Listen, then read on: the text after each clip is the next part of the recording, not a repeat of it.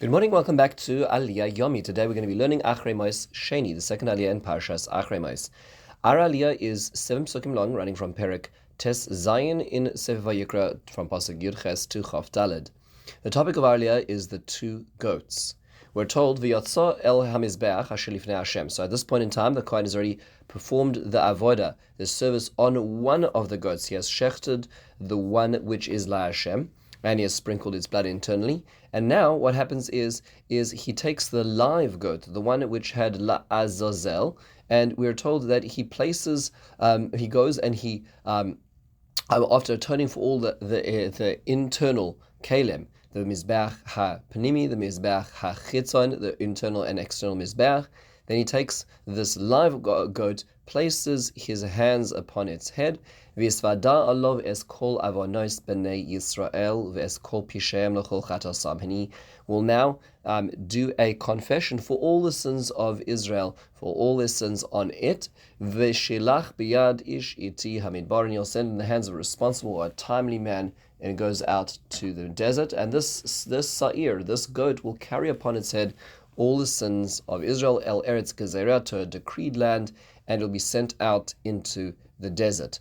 Then Aaron will come and he'll take off his clothes, he'll switch his clothes, and he'll leave them there, and he will then wash himself again. This goes going to the mikveh, and then going to do his olah, his offering, and the olas ha'am v'chiper ba'adav v'ada'am, and then he'll atone for himself and the people.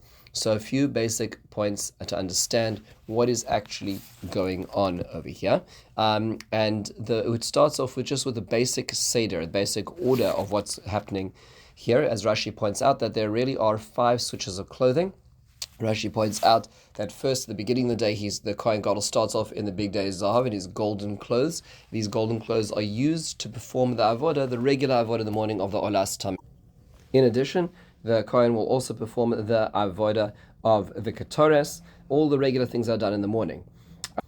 Then he switches into the white clothes and he does the avodas hapnim, the internal service. This is when he takes that power that he does 2 confessions, first for himself and then for the tribe of Kahuna, and then he takes the Seir Hachai, the live goat, and does the atonement for all of Israel. On the secondary goat, he does shechts the one goat, shechts the one ox, takes their blood, sprinkles it all inside with the ketores. That is all done in the white clothes. Then after sending off this goat, as we see in Our Aliyah, he then comes and he switches back to gold and does the musaf, which is the sacrifice, the extra sacrifice for Yom Kippur being a Yom Tov. Then he goes back into white clothes to take out the incense spoon, which is still smoldering inside the Kodesh HaKadoshim, and then he comes back and he finishes up the day when the big day Zahav. So it goes gold, white, gold, white, gold, and in between each of those times, he then goes to the mikveh. It's worthwhile actually reading the Mishnayos in Maseches Yoma, to understand the general progression of what happens in the Seir LaAzazel, and it's important to sort of appreciate what's generally happening over here. The Mishnayos actually in Yoma, in the 4th, 5th, and 6th parak, really add a lot of detail to what it is that is said in the Torah over here. First of all, when the lottery was done, they would tie a red string around the horns of the goat which was going to be sent away, and then we hear about all the details of this very specific vidui that Kohen Gadol does on its head. And then when they would send out this seir, this goat, this is going to be literally the scapegoat, they had a special ramp outside Jerusalem, so that there were a number of people who would object to the service, the Babliim, and this would be above the heads of the people, so people could not interrupt the service. So it would go straight out from the Har HaBayis to the Temple Mount to outside Jerusalem, and there would be a path which would be quite a significant distance, about 12 kilometers from Jerusalem, and they would have these little booths along the way. There would be a number of booths every so often, in order to have these, so to speak, resting points. And at each booth, there would be people offering this person escorting the seir, whether he needed food or water. Yes, it was Yom Kippur, but he would be allowed, this person would be allowed, technically speaking, to perform this avodah of Yom Kippur, if need be, to eat or drink, but he never did.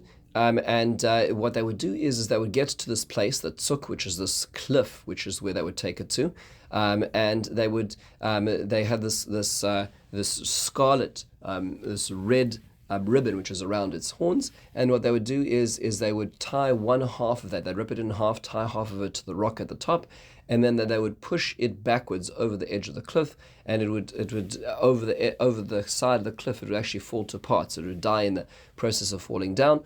And at this point in time, they would know that the sins were atoned for. As well, there was a miracle that the red ribbon would turn white if, in fact, the kapara process was atoned for. A few other points to note over here, just in basically understanding our aliyah, is number one is that the way it describes this process is it says that he would send it to the midbar, to the desert, which sounds like, if translated directly without the addition of Chazal's understanding of what was actually going on, it sounds like that he would just bring it out to the desert and let it go, so much like the two birds. The Netziv of Volozhin actually does make the following point, that there were two options as to how it could work. And that is that when the Bnei Israel, when the nation of Israel, doing the will of Hashem, then they would be able to take it to the cliff, throw it off the edge of the cliff, and the avodah of Yom Kippurim was affected. However, when it was done in a way where Bnei Israel were not in a fitting time, let's say after times of Shimon HaTzadik, as the Mishnah says it, then they would take it to the midbar, to the desert, and it would run away. They wouldn't have the opportunity of fulfilling this divine service as well. A few basic questions is, number one is how does it work that the sins are carried on a goat? Goats can carry sins? You can put sins on goats? How does that work exactly, this notion of scapegoat? This is Judaism. This is not some sort of backwards, suspicious, taboo kind of pagan religion. How does that work that sins go on goats? So the Oznaim Torah has a very fascinating suggestion. He quotes Chazal that when a person sins, they create a metaphysical being, a machabel, a metaphysically damaging being. And when a person does the process of tshuva, they're able to disassociate from that negative force, which is spiritual force which surrounds a person because of the negative action they did. Now, yes, you can't measure this, you can't see this on a screen, you can't even see this on an electromagnetic sensor, right? Because our tools are not fashioned to measure metaphysics. But nonetheless, this metaphysical being exists, this negative force. And when a person does teshuvah, they disassociate from that negative force. However, that negative force does not go away. It still exists. And the reason it exists is because if a person were to relapse, a person were to return to that sin, then this force would join with the newly created force and actually be more intensively negative and damaging if a person relapses into such a sin pattern. However, if a person has managed to disassociate from it, so now they've done teshuvah, they've disassociated from this force, and now Yom Kippur arrives, and then when Yom Kippur arrives, it will in fact destroy this force. This disassociated force, if the tshuva was done, will no longer be hanging out, waiting to reattach itself to any relapses. And that's one of the powers of Yom Kippur. And therefore, in a sense, what the Rav Sorotzkin says is that on Yom Kippur, what the Kohen Gadol is doing is he is harnessing all of those disassociated forces, all the people who created all these averos, all these negative forces in the world. What he is going to do is he's going to attach them to the seir. He's attaching them to this goat, and when it is falling over the cliff, it is in a certain sense destroying all those metaphysical forces which were created, which were separated from, but waiting for a re-access point. Those are no longer going to be. That's really what's going on. A very powerful idea. Rav Hirsch has a very different perspective here. He says this is all a metaphor for a very, very profound perspective, and that is that you'll know the Mishnah describes in Maseches Yoma, in the fourth parak, that these seirim, based on the psukim, need to be identical, in the same height, the same appearance, the same age. They have to be identical seirim of goats. Why is that so significant? So Rav Hirsch says that these are two versions of ourselves. These are the sliding door realities of self. How it could be. There's two ways that we could look this year. One is the half of us, or the version of self which really doesn't necessarily make sacrifice, which so to speak avoids the path which requires confrontation of self, requires self-mending, that requires introspection and change. That part of ourselves we avoid. We avoid the sacrifices necessary to make the effort to change, and therefore we so to speak carry on moving further and further away from holiness, further and further from the Jerusalem, the epicenter of our lives, and we go off until one moment in time we suddenly fall off the edge of a cliff and we're no longer. The other version of self, the other possibility of ourself, is the possibility which requires sacrifice and in a certain sense, shechting, cutting down some animalistic version of self. If we're able to do that sufficiently and correctly, then we're able to enter into the Holy of Holies. But it requires sacrifice. It requires going through sometimes painful processes of sacrificing parts of ourselves which we found very dear to ourselves. Those two versions of reality exist in front of us every year.